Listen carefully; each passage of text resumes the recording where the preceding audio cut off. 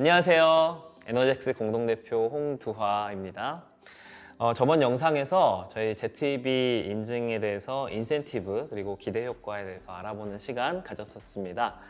이번 영상에서는 ZTB 건물을 짓기 위해서 알아야 하는 필수 요건, 즉 사전 검토와 기본 설계 방향에 대해서 집중적으로 파헤치는 시간 갖도록 하겠습니다. 오늘 주제가 중요한 만큼 아주 스페셜한 게스트분을 모셨습니다. 저희 에너젝스 DY 빌딩 설계해 주신 코타 건축사 사무소 손정락 소장님을 모시겠습니다. 환영합니다. 감사합니다. 안녕하세요. 반갑습니다. 손정입니다. 네, 우리 소개 부탁드릴게요. 네. 저희 너무 운 좋게 에너젝스 건물을 또 저희한테 의뢰시켜 주시고 또 클라이언트와 이렇게 또 동영상 찍는 건 또 처음인 것 같아요. 또 많이 이 책도 그렇고 같이 또 책 쓸 때도 많이 같이 교류를 하면서 여러 가지 얘기를 많이 나누는데 좀 어렵겠지만 약간 일반인들을 대상으로 하는 거니까 좀 쉽고 재밌게 한번 설명을 한번 해드릴 수 있도록 노력해 보겠습니다. 좋습니다. 쉽고 재밌게. 네. 사실 이거 진짜 녹화하기 전에도 우리 재밌게 한번 해보자 말씀을 하셨는데 네. 재미가 어떤 게 나올지 정말 기대가 가득합니다. 네. 사실 지난번 영상이 이렇게 재밌었는지 좀 아쉬웠거든요. 오늘 좀 재밌는 영상 뽑았으면 좋겠는데. 그러게요. 춤을 춰야 되나? 네. 진짜 춤추기 전에 넘어가겠습니다. 자 그러면 다시 한번 감사 인사 드리면서 다시 한번 할게요. 너무 재미에 대한 압박이 있으니까 막 말이 꼬이는데. 자, 다시 한번 하겠습니다. 제 춤 얘기 때문에 지금 뭐가 이렇게 혼동이. 제가 실제로 춤을 추거든요. 그래가지고. 아무튼, 한번 보여주세요. 그 얘기는 나중에 하고요. 네, 그러면 다시 한번 감사의 말씀 드리면서 이제 본격적으로 들어가 보도록 하겠습니다. 그 전에 유튜브 구독과 좋아요 꼭 부탁드리겠습니다. 이번 주제부터는 이 책에 있는 에너젝스가 국내 최초로 ZTB 1등급을 받은 그 DY 빌딩에 대해서 이야기를 풀어나갈 예정입니다. 그래서 오늘 기본 계획 그리고 초기에 고민해야 되는 것들 위주로 얘기를 할 건데요. 얘기하다 보면 뭐 다른 얘기까지 자유롭게 우리가 나눌 수 있을 것 같습니다. 먼저 우리 지난 영상에서도 ZTB 인증에 대해서 정책들을 이렇게 다뤘었는데 우리 손정락 소장님께 먼저 좀 여쭤보고 싶어요. ZTB 인증의 등급이 이렇게 있는데 처음에 건축물을 이렇게 계획을 할 때 몇 등급을 목표로 할지 이렇게 결정하는 그런 단계에서 어떤 고민을 하게 되나요? 사실 1등급부터 이제 5등급이 있고 그거로 인해서 요즘 인센티브가 있어요. 사실 인센티브가 언제까지 갈지는 모르겠지만 지금은 마치 전기차 살 때 처음에 지원금이 있었던 것처럼 지금도 좀 있지만 이제 줄고 있죠. 그렇죠. 건축도 인센티브가 아마 줄지 않을까 생각은 하고 있습니다. 저만의 생각인지 모르겠지만.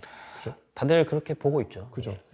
그래서 지금은 인센티브가 있기 때문에 사실은 등급을 높이면 11%에서 15%까지 연면적 또는 건축물 높이는 조금 애매하고 제가 볼 때 제일 확실하고 비용이랑 연관이 있는 건 이제 연면적이죠. 연면적이라는 거는 건축물의 총 바닥 면적들의 합. 그러니까 인센티브 만약에 뭐 그냥 일반 건축물은 6층인데 1등급을 해서 뭐 15% 인센티브를 받아가지고 한 개층이 더 생길 수도 있는 거예요. 그러면은 실제로 작은 건물에서는 그 이펙트가 그렇게 크진 않을 수는 있지만 건물이 커지면 사실 그 퍼센테이지 15%라는 퍼센테이지도 엄청나게 커지는 거죠. 그렇죠. 네, 그래서 실제로 또 그게 또 분양 건물이든 아니면 이제 도심 쪽으로 오면 올수록 그 가치가 평당 단가가 굉장히 높기 때문에 효과가 사실은 어마어마하죠. 이쪽으로 가면. 그래서 뭐 설계할 때 당연히 클라이언트들한테도 먼저 얘기를 하죠. 이게 11%일 때는 이렇게 되고 15%일 때는 이렇게 된다. 요 차이에 대해서 실제로 그런데 11%는 조금 부족할 수도 있고 15% 됐을 때 정말 뭐 어떤 기능을 할 수 있는 실이 하나 더 생긴다던가 분양을 할 수 있는 어떤 게 하나 더 생긴다던가 그랬을 때 비용이 금방 나오잖아요. 네. 들어가는 공사비 대비 요만큼이 더 업이 돼가지고 계산이 쉽게 나올 수 있고 그랬을 때 보통 이제 클라이언트들이 그런 걸 판단을 하셔야죠. 네. 그렇게 도와드립니다. 그러면은 추가로 드리는 어떤 노력이나 자원 대비해서 그렇게 우리가 얻어갈 수 있는 게 어떤 건지 이런 걸 판단해서 이제 등급을 그 상황에 맞게 결정하겠군요. 그렇죠. 디자인도 바뀌고요. 네. 왜냐하면 일단은 친환경 건축물은 뭐 사실 뭐 요즘 기본이고 모든 거의 패시브적인 법적인 내용들은 거의 뭐 굉장한 수준까지 올려놨어요 우리나라가. 네. 근데 이제 여기서 ZTB로 이제 넘어가면서 이제 다시 건축물의 매스 스터디부터 달라지는 거예요. 그러니까 예전도 아니죠. 지금도 계속 그러고 있지만, 그러니까 건물 디자인 설계를 다 하고 그 다음에 5등급이 곧 있으면 이제 의무화가 되겠지만 네. 그 전에 지금은 이미 뭐 법적으로 몇 프로 이상 뭐 친환경 뭐 이런 자립률이나 이런 기준이 있거든요. 각 지자체마다 다 달라요. 그걸 확보하기 위해서 건물 디자인에다가 이제 붙여요. 덕지 이렇게 덕지 붙여서 처음에 했던 거 그대로 두고요. 그쵸. 이걸 네. 변경할 수는 없으니까. 네, 그러니까 건물 프로세스가 보통 디자인 기본 설계하고 그다음에 인허가 받고 CC 설계하고 하는 과정에서 이 인허가 단계 막바지에서 그런 점수 같은 걸 맞추거든요. 일반적으로. 그렇군요. 그러다 보니까 이 부분에 뭐 판넬을 더 붙여야 돼. 뭐 이쪽 지붕의 태양광 판넬로 좀 부족해. 더 붙여야 되는데 그럼 벽으로 내려올 수밖에 없잖아요. 예. 그러니까 그랬을 때 그러면 초기 디자인에서 훼손된다고 생각을 하죠. 네. 디자인이 훼손되죠. 네네. 태양광 판넬의 물성이 그렇게 아름답지가 않잖아요. 효율이 높은 태양광 PB를 여러분들 생각해 보면은 파란색에 점점 있고 뭐 이게 하얀색 박스도 있고 막 이러단 말이에요. 보통 상상하는 네, 네, 심지어 그런 뭐 것들은. 반짝반짝하기도 하고 네. 그게 사실 건축가들이 생각하는 그런 물성, 되게 깊이 있는 물성 또는 뭐 하여튼 물성이라고 얘기하는 거에서는 약간 좀 떨어져 있는. 많이 다르니까. 싫어하죠. 네. 저도 그랬고 그 심지어 대부분 다 그러죠. 건물 다 설계했는데 태양광 판넬이 내 건물을 망쳤어 이런 얘기 많이 해요. 진짜 많이 합니다. 근데 이제 그 옛날에는 그냥 망쳤어 수준이었어요. 그래서 이걸 어떻게 하면 숨길까를 고민을 많이 했죠. 숨길까? 네. 네. 파라펫을 높인다든가 잘 안 보이는 쪽. 사람들은 사실 건물을 볼 때 그 뭐 키껏해야 2m 높이에서 이렇게 보니까 네. 땅에서 네. 건물은 이미 한 4, 5층 올라가면 옥상은 잘 안 보이거든요. 네네. 그럼 거기서 숨길 수 있는 이제 스팟들이 있어요. 거기다 이제 숨긴다던가 아니면 어쩔 수 없이 보인다 그러면 벽을 살짝 높여가지고 북쪽에서 높여가지고 약간 좀 뭐 그 뒤로 좀 놓는다던가 네. 아니면은 사실 그 단계 정도까지 프로세스가 갔다 하더라도 건축가가 꽤 신경을 많이 쓴 건데 대부분 건축물들은 이제 준공한 이후에 우리 뭐 인센티브 저 뭐 좀 받아볼까 그러면서 이제 리모델링 하거나 할 때는 그냥 갑자기 이제 지붕에다 딱 올리는 거죠. 네. 그 설계를 뭐 태양광 이제 그 시공하는 업체에서 막 설계해가지고 준 걸 가지고 그냥 뭐 가는 거죠. 특히 관공서가 그런 지방의 관공서나 뭐 이런 데도 많고. 그러면 건축가 입장에서는 실망스럽겠네요. 그렇죠. 아. 당장 막 부셔버리고 싶죠. 그런가요? 근데 뭐 건축가의 그게 어쨌든 준공하고 나서는 그 집에 들어가지도 못하는 사람이 되잖아요. 그렇죠. 마치 자식을 이게 네. 보낸 듯한 느낌. 그러고 나서 이제 나 이 건물 설계한 사람인데 문 열어달라 그래도 안 열어주잖아요. 네. 그런 겁니다. 그래서 관여하기가 쉽지 않아요. 아니 그러면은 그런 일이 벌어지지 않게 사전부터 이제 계획을 할 때 좀 잘하면은 좀 더 아름다운 디자인이 나오는 건가요? 그럼요. 그러니까 아까 서두에 얘기했던 것처럼 그거를 미리 예상을 하고 디자인을 하던가. 예. 그런데 사실 지금 이제 점점점 예전에는 그게 용량이 작았단 말이에요. 숨길 수 있었어요. 예. 근데 이제 그때는 그 지자체의 어떤 기준들을 만족하기 위한 기준들은 숨길 수 있었는데 네. 이제 ZTB로 가는 순간 네. 5등급부터 이제 지붕 정도에서는 어느 정도 커버가 된다고 볼 수 있어요.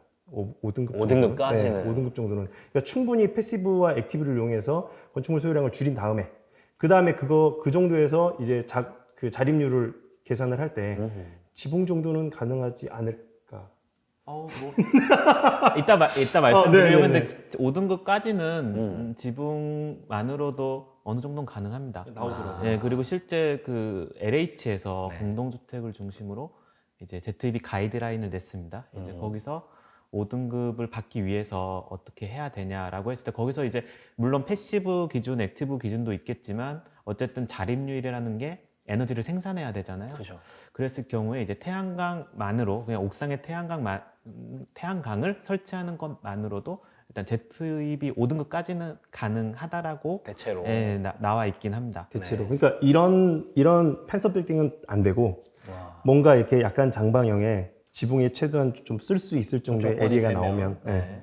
근데 도심지로 올수록 건물들이 이렇게 눕지 않잖아요. 네. 이렇게 올라가잖아요. 그럼 다른 대안이 필요하게 되는 거고. 그렇죠. 네. 그러다 보니까 이제 벽으로 내려올 수밖에 없죠.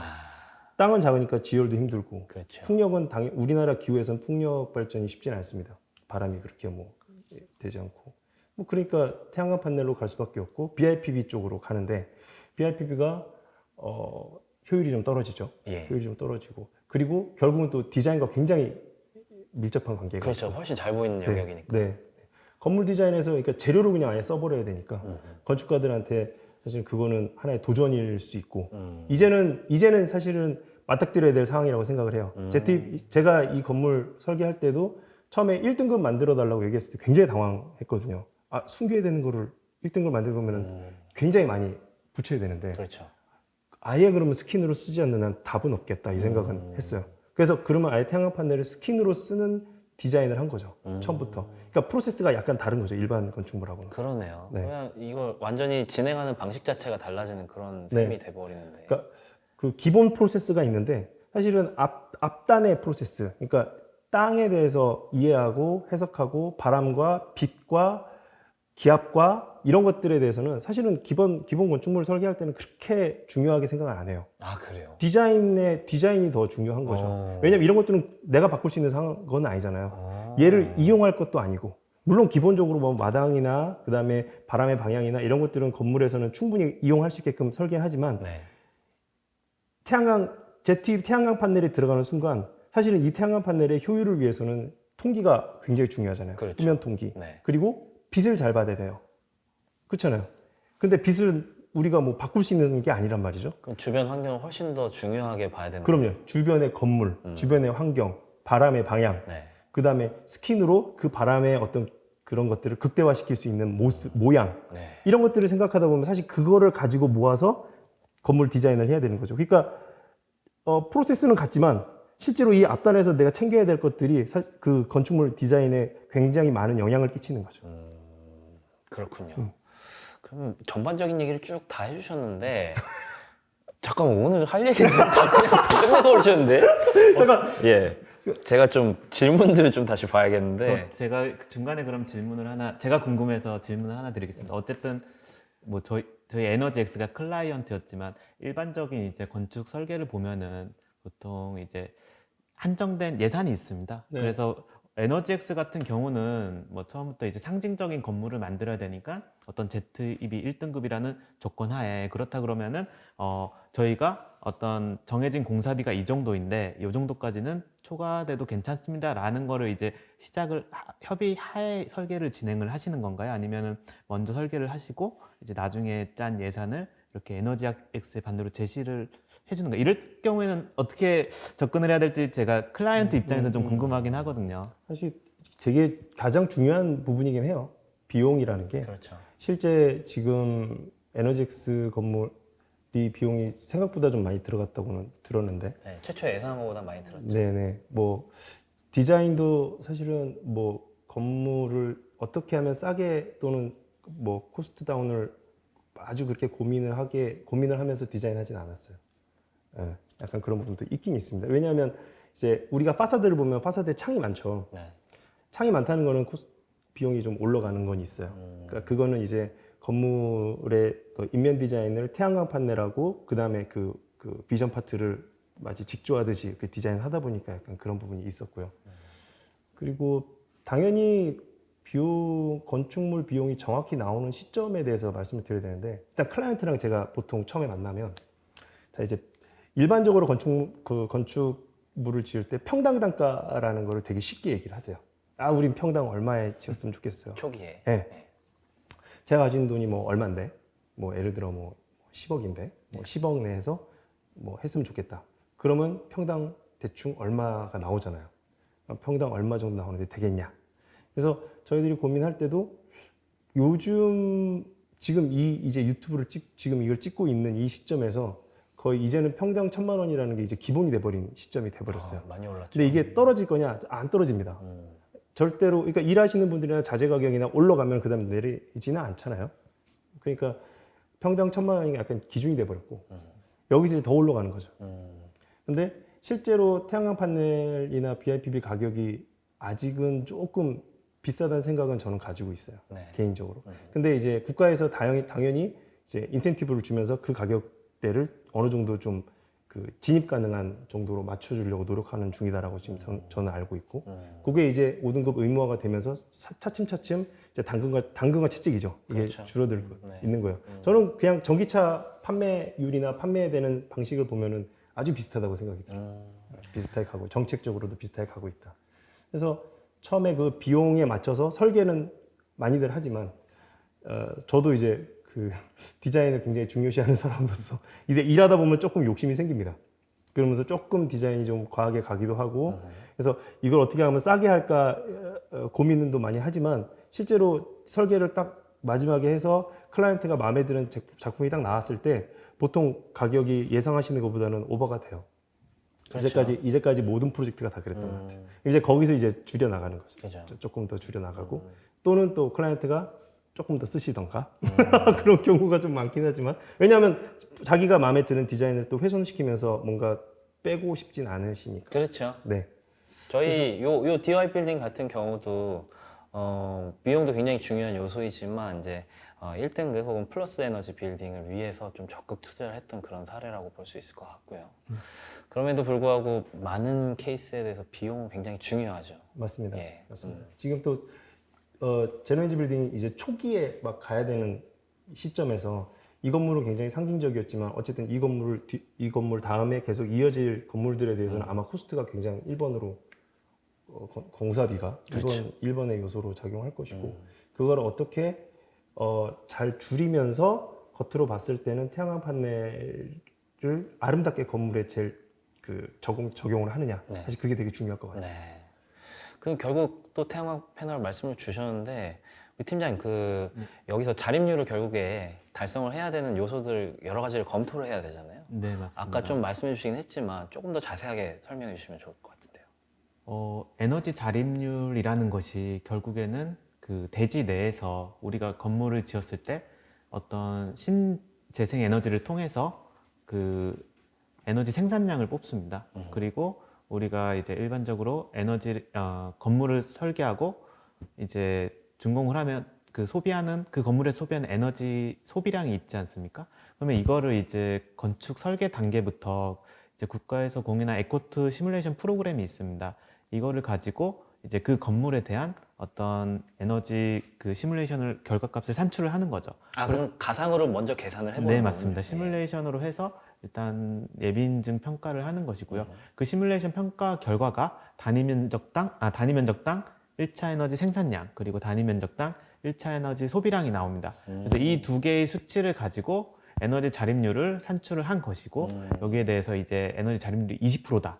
그러면은 ZEB 5등급을 이제 부여하는 것이고요. ZEB 1등급 100%다. 완전히 이제 0으로 만들었다 그러면 ZEB 1등급을 이제 부여를 하는 것입니다.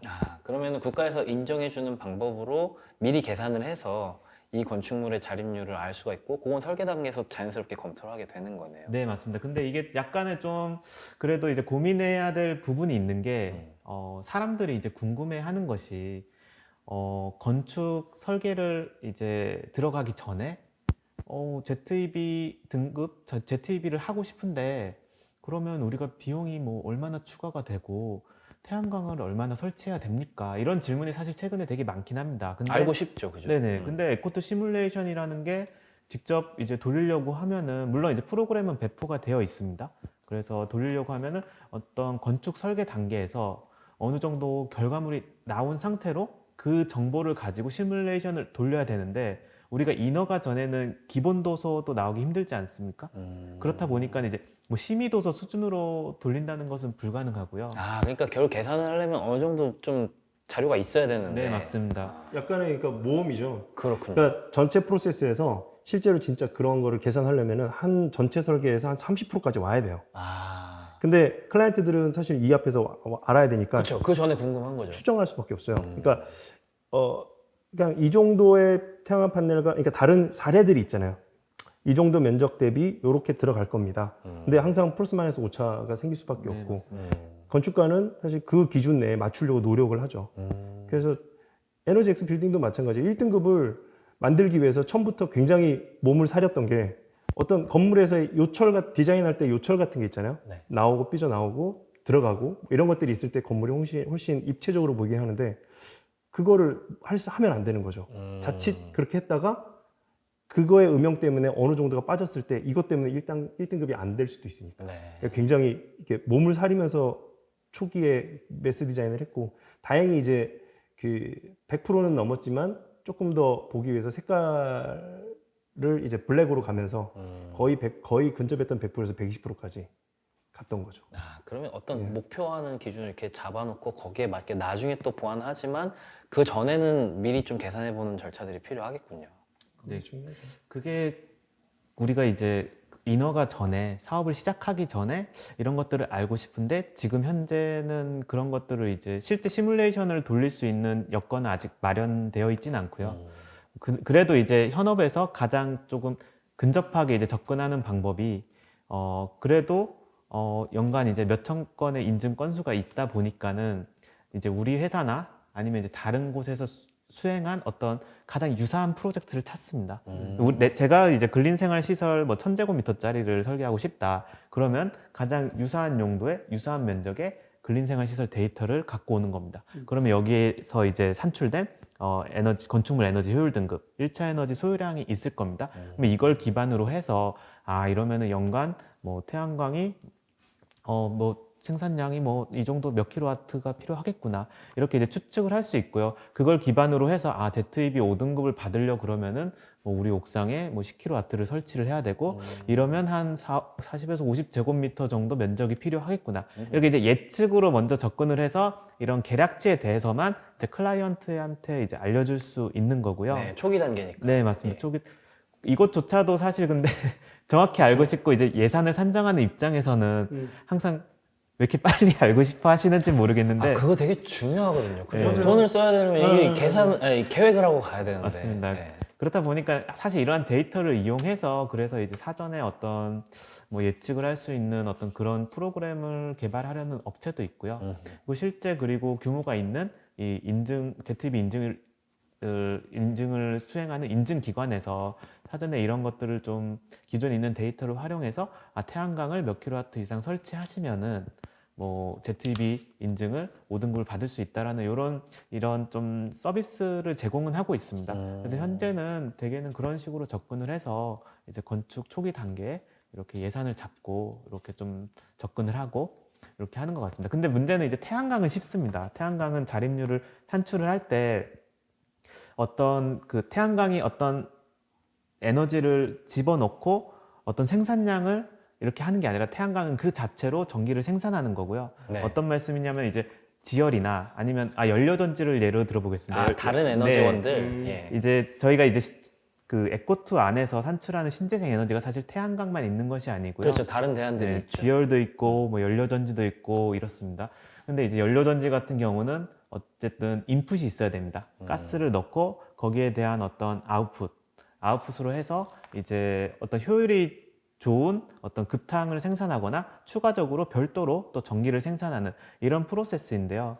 그렇게 되면은 이제 소비량도 있고 생산량도 있기 때문에 이거는 완전 초기 단계, 그러니까 이겁니다. 예측을 할 수 없다는 그러네요. 겁니다. 네. 예측하기 까다롭겠군요. 태양광은 이렇게 이 정도 생산하겠지, 이런 방법이겠지 하지만 연료전지 같은 경우는 이게 어떻게 그러니까 이런 부분들은 좀 어렵기 때문에 네. 참 되게 어렵습니다. 초기에. 그러면 결국에 그런 초기에 그런 것들을 예측하기 위해서 정확한 어떤 근거 자료가 없다라면 사전에 여러 사례들을 좀 검토하는 게 필요하고, 그렇다면 경험이 많고 또 많은 데이터를 갖고 있는 쪽이 네. 이런 쪽이 좀 유리하겠군요. 맞습니다. 그리고 또 시뮬레이션이 많이 필요해요. 네. 그러니까 일반적인 프로세스는 사실 그런 시뮬레이션이 크게 필요하지 않은데 네. 시뮬레이션을 많이 해봐야 돼요. 그럼. 그러니까 음영 시뮬레이션, 뭐 환기에 대한 시뮬레이션, 그런 것들을 보면서 그런 데이터를 가지고 매스를 잡아가는 거죠. 그러니까 추측을 할 수 있는 거죠. 지금 아까 말씀하신 그런 것들. 그러니까 비용이 예를 들어 설계를 다 했는데 초과 비용이 뭐 20% 30% 업이 됐을 때는 이 사업을 진행할 거냐 말 거냐 얘기니까. 그렇죠. 그거는 예. 미리부터 알고 가야 되니까. 그 정도면 사실은 건축가가 또 다시 설계를 해야 돼요. 이렇게 왔는데 그게 아닌데 그럼 다시 가야 되는 거거든요. 그러면 우리 소장님, 네. 이번에 저희 빌딩을 설계하시면서 네. 그런 초기 단계에서 이렇게 설계하는 과정 중에 좀 인상적으로 이렇게 기억 남는 어떤 과정들이 있었다면 좀 소개해 주시겠어요? 제가 집중적으로 생각했던 게 사실은 이게 분명히 1등급 건물이고 그러면 1등급을 유지하는 게 가장 중요하겠다. 그러니까 이거를 스킨으로 완벽하게 태양광 파넬을 스킨으로 쓰는데 그럼 그 스킨이 100% 작동을 해야 되잖아요. 네. 근데 그냥 일반적인 건축물처럼 그냥 쭉 붙여놓고 그냥 끝나면은 분명히 태양광 파넬이든 어디 문제가 생겼을 때는 실제 효율을 내지 못하겠다. 그렇죠. 예. 뭐 당장은 계산으로는 나겠지만 실제로 다 붙이고 나서 뭔가 건물의 어떤 운용하는 데 있어서 또 문제가 돼서는 안 되겠다. 특히 또 근생 건물이니까 여러 사람들이 들어와가지고 엉망으로 만들 것 같은데 이 실내를 그랬을 때 어디까지 대응이 가능할까? 패시브 하우스 같은 경우 예를 들어 우리 집을 패시브 하우스 만들었다 그러면 창을 운용한다거나 벽체에 뭔가를 붙였다 띄웠다 한다거나 할 때는 이 기밀과 항상 문제가 되기 때문에 그런 것들 굉장히 신경 많이 쓴단 말이에요. 예를 들어 뭐 폐열배수 장치도 마찬가지고 환기를 위한 것들도 내 건물이니까 내가 이 건물을 어떻게 통제할지 아는데 근생은 그게 안 돼요. 근데 이 건물이 근생 건물이잖아요. 그러니까 이거를 패시브와 액티브를 어디까지 어느 정도까지 적용을 할 거냐의 기준은 뭐였냐면 안에 있는 사람들이 실내를 마음대로 바꿔도 크게 영향을 안 주는 수준까지만 한 거예요. 그러니까 지금 뭐 봤을 때 커튼홀 건물이고 실제로 기밀성이나 이런 것들이 문제가 되잖아요. 어느 정도 문제 될 수 있습니다. 근데 그 상태 이상을 갖기 위해서 뭔가 디자인까지 막 가버리면은 실제로 근생 내부에서 뭔가 벽이나 이런 것들이 옮겨갔을 때 그 성능이 망가질 수 있어요. 그렇군요. 네. 그래서 어느 정도까지는 딱 채워놓고 나머지는 사실은 스킨으로 태양광 파넬을 어떻게 하면 잘 유지를 할 수 있을까 고민이었고 사실 그 시점은 한여름이었던 것 같아요. 그러니까 이 건물이 삼각형이거든요. 네. 근데 남측으로는 이렇게 요만큼 열려 있고 서측이 커요. 네. 그리고 북측으로는 뾰족하고. 네네. 근데 이 기후 데이터를 보니까 겨울에는 북측에서 이렇게 바람이 와요. 그러니까 서북향이고 서울의 대부분의 기류가 그렇긴 한데 그다음에 여름에는 남서풍으로 불어요. 네. 그래서 남서풍으로 부는 이 여름의 이 바람을 잘 활용을 해야 태양광 파넬을 쿨링을 하겠구나. 그러면은 쿨링만 해도 사실은 뭐 20-30%의 효율을 저하시키지 않고 그대로 유지할 수 있다라는 생각을 하고 있거든요. 네. 그러면 건물이 한 4-5층 정도 되니까 이거를 하나의 통기가 되는 어떤 그 루트들을 다 만들어 놓고 그걸 가지고 설계를 하겠다라는 게 1번이었어요. 그렇게 된다면은 계속 이 건물이 해가 가도 당연히 태양광 파넬이 물리적으로 약간씩 효율은 떨어지겠지만 이 효율을 100% 계속 유지를 할 수 있겠구나. 건물 디자인 때문에 태양광 파넬의 효율이 떨어뜨려서는 안 되겠다 이런 생각을 많이 했었어요. 그래서 매스 잡을 때도 그렇고, 그러니까 우리가 보면은 건물 앞에 스텝 가든이 있잖아요. 네. 그 스텝 가든이 실제로 서남측에서 불어오는 여름의 바람을 가지고 끌고 올라갈 수 있는 통로예요. 그래서 윈드 터 아래층부터 위로 올라가는 거죠. 네네네. 그래서 윈드 터널이라고 제가 이름을 붙이긴 했지만, 네. 그게 이제 바람을 이렇게 끌고 올라갈 수 있게 만들어 놓은 거예요. 그래서 그리고 파사드도 보면은 이제 오프닝, 그러니까 창문 쪽은 제가 깊게 넣어놨고요. 네. 그 다음에 태양광 파넬을 바깥으로 빼놨어요. 그리고 오픈 조인트로 해놓고. 그러면 어떻게 되냐면 네. 그 태양광 파넬이 패브리케이션 해가지고 오프닝이 안으로 들어가 있어요. 그러면 서남 쪽에 있던 45도로 들어오는 바람이 뒤에 있는 모인 열을 가지고 위로 올라가죠. 건물 같은 경우는 그 바람이 불면은 바람은 다 위로 올라가거든요. 아, 그러니까 자, 패브리케이션이 뭐라고요? 죄송합니다. 어쨌든 예. 패널에 있는 열을 잘 순환시킨다 뭐 이런 거 그건 같은. 아니고요. 아, 그건 또 아니에요? 네, 다시 한번 말씀해 주세요. 제가 이제 요 건물을 설계할 때 제일 중요시했던 게 태양광 파넬을 건물의 인면으로 쓴다. 네. 건물의 인면으로 쓴다. 그러면 그 건물의 인면에서 태양광 파넬스럽지 않게 만들기 위해서 건물의 비전, 그러니까 눈에 이 네네. 창문과 그 다음에 그러니까 투명한 부분, 네. 그 다음에 투명하지 않은 부분을 같이 직조하는 거예요. 아, 직조. 네, 직조라서 아까 직조. 그렇게 표현하신 거예요. 네네, 직조. 그래서 마치 그 솔리드한 부분과 네. 투명한 부분과 네. 그것이 각자 이제 교차되면서 네. 건물이 균질한 어떤 환경을 만들어내기 위한 거예요. 네. 균질하다는 건 뭐냐면 근생 빌딩에서 굉장히 중요하거든요. 구획이 어떻게 바뀌는지 따라서 실내 환경이 균질하다는 얘기예요. 아. 네. 그래서 그런 걸 노렸고, 그리고 또 두 번째 한 거는 결국은 그런 그 직조하는 어떤 형상에서 네. 균질하게 압력이 파사드에 생기는 거예요. 아. 왜냐하면 요철이 균질하게 있으니까. 아, 그게 되게 중요한 요소였군요. 네. 그래서 그 요소가 또 수직적으로 올라갈 수 있게 만들어 놨죠. 네네네. 근데 그것들이 다 위로 어디랑 만나냐면 윈드 터널하고 만나죠. 아. 2, 3, 4, 5 이렇게 올라가잖아요. 네. 그 바람길이 생기면서 여기는 마이너스 기압이 돼요. 그러면은 올라온 공기들이 들어와서 같이 끌려 올라가죠. 아. 그리고 옥상에 또 태양광 판넬을 전부 다 덮었잖아요. 네. 그 덮은 뒤에도 상당한 발열이 생길 거예요, 여름에. 그러면 그 올라간 공기가 자연스럽게 빠져야 되는데 저희는 근생 건물이니까 EHP, 그러니까 에어컨의 실외기가 생길 수밖에 없어요. 네. 전기를 쓰니까 좋은 건 아니지만 근생 빌딩에서 어쩔 수 없이 쓸 수밖에 없어요. 그게 가장 효율적이에요. 왜냐하면 이 실이 쓸 때 요 실과 이 실과 쓰는 시간대가 다르기 때문에.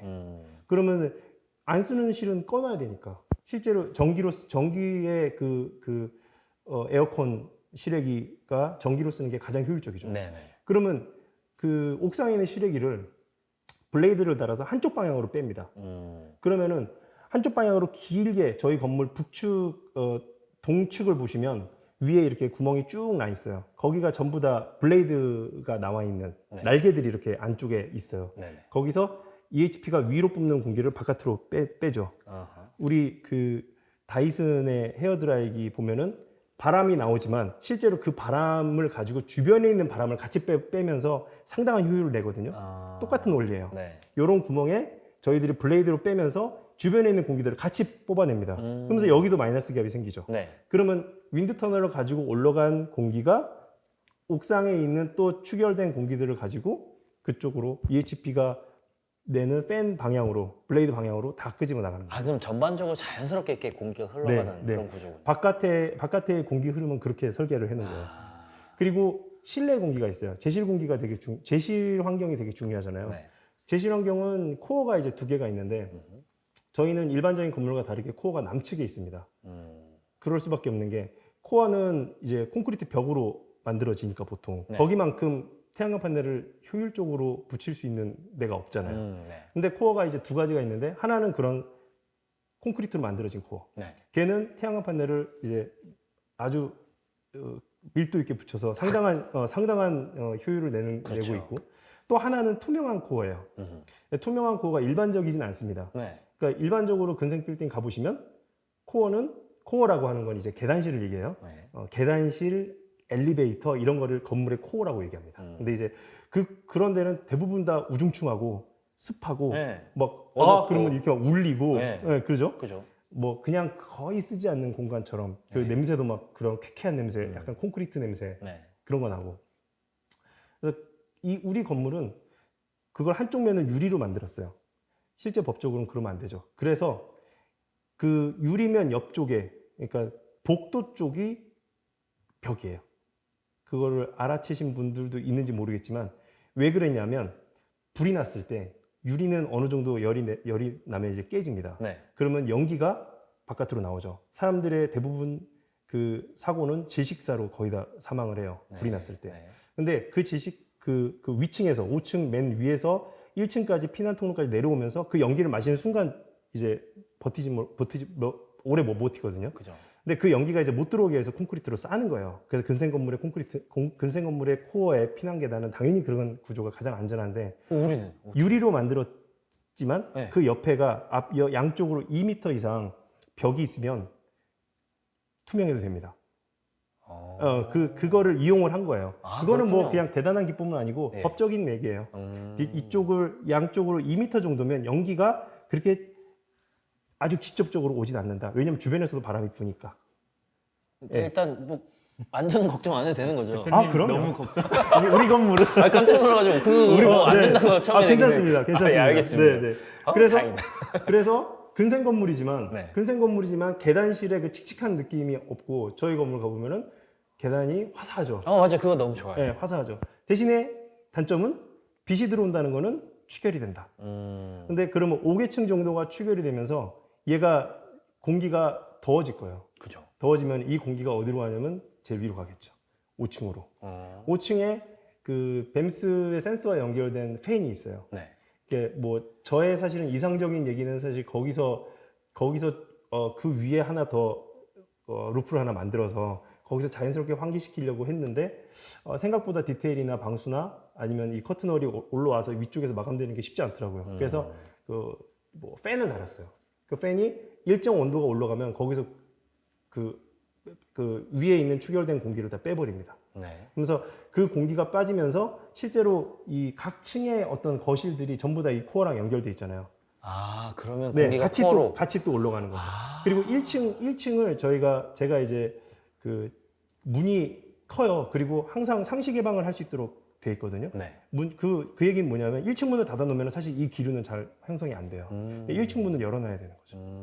1층 문을 열어놓으면 1층에서부터 5계층 한 20m 높이의 자연스러운 기압차로 인해서 올라가는 상승 기류가 또 생기고 온도가 또 올라가니까 그걸 또 가속화시킬 거고 위에서 어느 정도 온도가 올라가면은 팬이 돌면서 마이너스 기압을 만들고 그러니까 그 복도에 있는 공기들까지 같이 가지고 나오고. 아, 거기 또 내부에 자연스러운 공기 순환이 네. 있군요. 그렇죠. 그리고 실제로 또 각 2, 3, 4, 5층의 스텝 가든이 실제로 실내랑 또 연결이 돼 있어요. 네. 그러니까 실내 공기들도 아까 얘기했다시피 문만 열어놓으면은 그 공기가 바깥으로 나오던가 들어온다 하더라도 계단실로 올라갈 수 있게. 그러니까 계속 뭔가 환기가 될 수 있는 근생 복도도 아주 안 좋잖아요. 컨디션이. 근생 복도 항상 안 좋아요. 창이 없는 게 효율적이거든요. 중복도로 만들어서 중간복도는 뭐냐면은 양쪽에 뭐 A 학원, B 학원, 네. 여기 복도. 네네네. 이게 우리 건물의 옆 건물이 그렇게 생겼어요. 그게 가장 효율적이고 그거는 뭐 그냥 약간 공식적인 거예요. 네. 그랬을 때 가장 전용률이 높으니까. 네. 근데 이제 저희 건물은 전용률 차원에서는 조금 떨어질지 몰라도 환기 차원이나 그런 제실 공간의 제실자의 어떤 쾌적성에 대해서는 굉장히 훌륭하다. 아. 왜냐하면 실 깊이도 일부러 좀 줄였어요. 그러니까 보통 12m에서 13m 정도. 왜냐하면 이제 실을 이렇게 쪼개야 복도가 있고 네. 길게 쪼개야 효율이 높잖아요. 예. 101호, 102호, 103호, 104호, 104호 그 옆에 건물 가시면 그렇게 돼 있죠. 네. 그거는 뭐 당연히 그렇게 하는 게 맞는데 저희는 실 깊이를 줄였죠. 한 8m, 7.5에서 8m 사이로 줄였어요. 근데 그렇게 되면 또 좋은 게 뭐냐면 실 깊이가 좁다는 거는 페어리스 장치의 SA가 OA의 효율이 좋아지죠. 이게 짧아지니까. 네. 그러니까 공기가 아, 잠깐만요. 지금 워낙 재밌는 얘기를 막 한꺼번에 주시는데 이 공간을 상상하면서 막 들으니까 재미가 있다가도 막 정신이 나가다가 막 그렇거든요. 이 실이 이렇게 돼 있잖아요. 아, 네네. 여기에 태양빛이 들어옵니다. 여기는 온도가 올라가요. 네. 그래서 이렇게 상승 기류가 생기는데 여기서 사람들이 생활을 하면서 오염된 공기가 여기에 정체돼 있어요. 네. 그러면 창가 쪽에 있는 사람들은 좀 쾌적하지만 이 안쪽에 실에 있는 사람들은 별로 안 좋아요. 네. 항상 오염된 공기가 있죠. 네. 그러면 이 공기를 순환시켜 줘야 되거든요, 잘. 아. 근데 이 실이 길어요. 네. 예를 들어. 길면 순환이 어렵죠? 어렵죠. 네. 폐열배수 장치가 뭐냐면 이제 우리가 이제 환기를 하는데 그쵸. 실내 데워진 공기를 바깥의 찬 공기와 교차시키면서 그 열을 가지고 어느 정도 데펴가지고 들어와서 부하를 좀 줄이겠다라는 의도잖아요. 네. 맞죠? 근데 거기에 아주 약한 이제 전력이 들어가요. 근데 걔가 이쪽에서 뿜어냅니다. 그러니까 천정을 이용해서 신선한 공기를 가지고 들어와서 이 오염된 공기의 더운 공기를 바깥으로 끌어내면서 교차시키고 그 공기를 가지고 안쪽에서 불어내요. 그래야 공기가 이렇게 돌잖아요. 여기서 빨아들이고 네. 여기서 불고 이 기본이거든요. 근데 얘가 거리가 길어지면 얘는 불지만 이 부는 공기가 여기까지 오기가 쉽지 않잖아요. 그러니까 여기 중간에서도 정체되죠. 네. 그러니까 이 실의 깊이가 깊어지면 깊어질수록 제실자의 환기는 좋지 않다. 네. 감기 들린 사람이 하나 있다. 그러면 여러 사람들이 동시에 걸릴 가능성이 점점 높아지는 거죠. 정체돼 있으면. 네. 네. 네. 근데 기본적으로 환기가 잘 되는 거는 우리 학교에 초등학교가 7m에서 한 8m 돼요. 네. 그러니까 우리 이 건물의 근생의 폭이 딱 교실 사이즈예요. 어허. 교실 한 7.5m. 네. 항상 그러니까 약간 표준 설계라서 요즘 욕을 많이 먹고 있긴 한데 그 정도 사이즈. 적정하게 물론 폐열배수 장치가 없다 하더라도 적정하게 창문만 열어도 환기될 수 있는 사이즈. 들어보면 소장님께서는 어떻게 보면 아까 말씀하신 그런 기류의 이동은 연돌 효과에 대한 이해도 다 가지고 계신 것 같고, 그러니까 결국 디자인적인 측면과 어떤 공학적인 측면, 기술적인 것까지. 거기에 어떤 설비의 이용까지 어디에 배치해야 되거든. 이 모든 것을 섭렵하신 어떤 특별하신 분, 친환경 전문가이자 그러네. 어떤 설계란 아주 이 분야에 아, 스페셜하신. 제가 이제 계속 얘기하는 게 네. 이게 통합 디자인 해야 된다고 계속 얘기를 하고 있어요. 그러니까 그게 지금 말씀하신 게 되게 중요한 부분이에요. 맞습니다. 그러니까 환기와 제실자와 그다음에 공기의 흐름을 그리고 태양광 판넬의 유지를 하기 위한 성능 유지를 하기 위해서 디자인이 이렇게 됐다. 근데 아름답다. 그러면은 더 이상 철학 얘기할 필요도 없고 비례 얘기할 필요 없는 거예요. 그 기술에서 그 가치가 이미 올라오고 네. 거기에 이제 디자인은 그 다음에는 뭐 약간의 뭐 이뻐지게 하기 위해서 또 네. 색깔이나 디자인이나 약간 디테일들이 이제 디테일 싸움이 되는 거죠. 예. 약간 그러니까 이게 방금 말씀하신 것처럼 테크놀로지하고 옛날에 그냥 건축의 어떤 미적인 거랑 이런 것들이 지금 굉장히 교차돼야 되는 시점이에요. 실제로 그리고 거기서 수많은 디테일과 기법들이 나올 거예요. 근데 아직은 너무 초보 단계예요. 그렇죠. 친환경 기법은 친환경대로 그냥 가고 있어요. 뭐 가고 있는 수준도 아니고 이제 나왔어요. 실제로 우리 건물이 쓰였던 이 BIPB를 보는 순간 저는 사실 가능성을 느꼈거든요. 아 이거는 충분히 파사드로도 충분하다.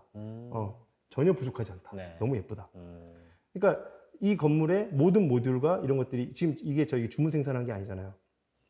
딱 그 원래 정해진 사이즈잖아요. 그렇죠. 그 사이즈에 맞춰서 건물 설계를 다 한 거거든요. 사실 실제로 디테일에서 매질을 12mm 줄 거냐 15mm를 줄 거냐 그거 가지고도 건물이 약간씩 왔다 갔다 했는데 네. 그거는 어쩔 수 없는 거예요. 왜냐하면 제품을 못 바꾸니까 건축이 바뀌어야 되는 거죠. 그리고 또 해외에서 어쨌든 제작을 해서 가지고 들어와야 되는데 골조는 한국에서 치고 있잖아요. 그럼 가지고 들어와서 딱 쌌을 때 오차가 나면 안 되는 거예요. 그 오차가 거의 미리 단위였거든요. 네. 그래서 골조에서도 어떻게 하면 그 오차를 줄이고 만약에 그 오차 줄인 오차를 만약에 날 거라고 하면 근데 거의 100% 날 거라고 생각했어요. 실제로는 났고 그러면은 파사드와 그러니까 건물의 스킨과 그러니까 커튼월과 죄송합니다. 건물의 스킨 그것과 네네. 이 우리 콘크리트 구조물 예, 이거가 알아볼 수 있어요. 만나는 부분 네네. 이게 되게 중요한 거예요. 이게 실제로 가보시면은 다 떨어져 있어요. 커튼 박스가 과하게 돼 있는 이유는 사실은 그걸 띄우기 위해서였어요.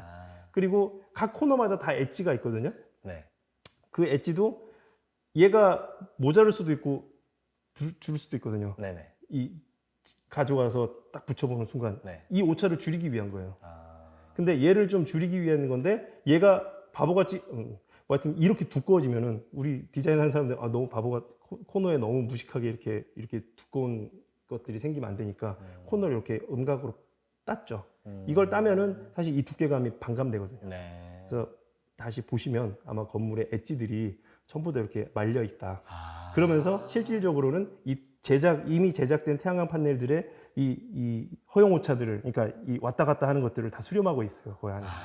이렇게 각자의 전문성을 한데 모아가지고 같이 네. 만들어가는 거예요. 네. 예. 그래서 어떻게 보면은 에너지는 오히려 에너지 전문적으로 하시는 분들은 건축에 대한 이해도가 이제 점점 더 많아져야 되고 그리고 건축가는 에너지도 당연히 이해를 해야 되지만 각종 그러니까 전기 설비 통신이나 그런 기계 장비에 대한 이해도가 있어야 돼요. 네. 왜냐하면 그거를 통합하기 위해서는 어쨌든 형태적으로 뭔가 물리적으로 뭔가를 만들던가 네. 없는 것들 기류 같은 걸 상상을 해야 되는데 그런 것들에 대한 제반 지식을 가지고 하나의 디자인적으로 묶어야 되는데 그 지식들이 이제는 점점 더 중요해지는 거죠. 그렇죠. 약간 제품 디자인처럼 가는 것 같아요. 네. 건축도 이제는. 그거를 선도적으로 잘 하시는 뭐 소장님 같은 그런 건축가들이 더 좋은 형태의 작품들을 많이 만들어내시는 것 같고. 그러리라 생각해요. 네. 그럴 수밖에 또 없는 환경이 되고 있고 네. 25년이 되고 나서 사실은 의무적으로 그런 에너지나 이런 것들이 사실 법이 좀 끌고 가는 성향이 측면이, 있죠. 왜냐하면 그거는 뭐 당연한 거예요. 네. 뭐 몇십억 단위의 그 예산을 가지고 하지만 또 해야 할 일이기 때문에. 그렇죠. 네. 그래서 25년에 당장 그런 어떤 그런 뭐 형상이나 이런 것들이 나오진 않겠지만 점차적으로 정말 그런 시도들이 계속 많아지지 않을까. 그렇군요. 다시 한번 좀 생각을 해보면 이렇게 저희가 이 책도 이제 설명을 드리고 저희 에너지엑스 DY 빌딩에 대해서도 오늘 여러 가지로 말씀을 드렸는데 이러한 건축물을 만들 때 정말 기술과 또 디자인 그 다음에 거기에 또 필요한 요건들 다 하나하나 검토하는 그런 단계들이 결코 단순하지 않고 굉장히 복잡하다. 그럼에도 불구하고 또 많은 것이 잘 담겼을 때 좋은 작품이 나온다. 이런 것들도 느낄 수 있었던 그런 시간이 아니었나 싶습니다. 이렇게 사전 검토할 때 고려해야 될 것들이 많다라는 것을 우리가 오늘 좀 짚어봤는데요. 여기에 대해서 처음에 익숙하지 않은 분들은 이거 시작하는데 좀 어려움이 있을 수 있다라고 생각을 합니다. 하지만 저에게 연락 주시면 저희가 책임지고 도와드릴 수 있습니다. ZEB에 대한 많은 관련된 시공 경험 그리고 모두가 만족할 수 있는 친환경 컨설팅 그리고 사후 관리까지 저희가 모든 것을 고려해서 최고의 결과물을 만들어 드리도록 하겠습니다. 탄소 중립을 향해서 건축물도 계속 기여를 하고 있고 저희 회사도 기여하고 있는 만큼 더 나은 미래를 만들어 나갈 수 있도록 저희가 기대하면서 열심히 하도록 하겠습니다. 이번 영상은 여기까지고요. 시청해주셔서 감사드리면서 인사드리고 마무리하겠습니다. 출연해주신 두 분 감사드립니다. 감사합니다. 안녕히 계세요. 다음에 또 만나요. 안녕.